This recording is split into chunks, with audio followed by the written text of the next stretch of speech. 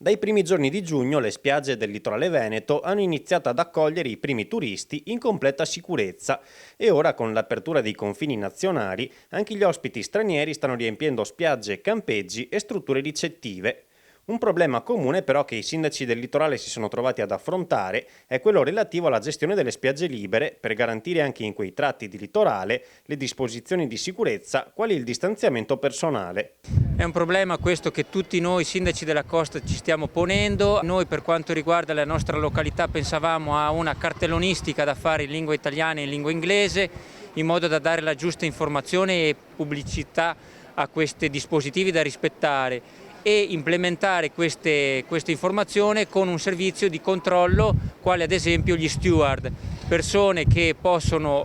quotidianamente e costantemente presidiare, informare gli utenti a rispettare le disposizioni. Cavallino Treporti ha degli spazi larghi, molto larghi, e di conseguenza siamo molto sereni anche nelle decisioni, però vogliamo assolutamente limitare alcune fruizioni che non sono rispetto ai flussi misurabili. Pertanto chi viene in giornata deve assolutamente prenotare attraverso un sistema,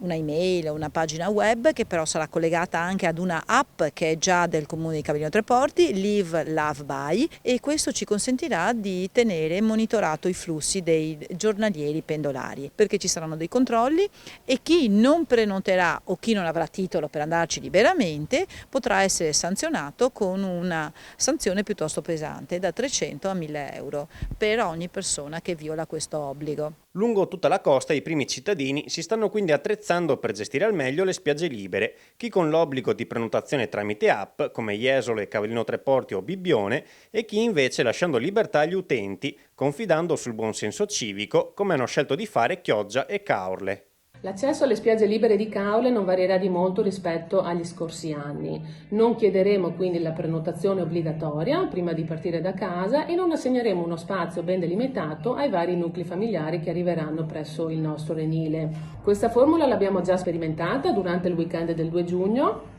quando la nostra Caorle si è riempita di turisti, si è riempita di pendolari. Fare leva sul buonsenso delle persone ha funzionato e non abbiamo avuto nessun problema e nessun pericolo di assembramento. Chiederemo poi di non fare quegli sport collettivi, ma solo sport individuali, quindi il gioco dei racchettoni piuttosto che il gioco delle bocce, ma dove non ci sia pericolo di assembramento. E chiederemo queste piccole norme igieniche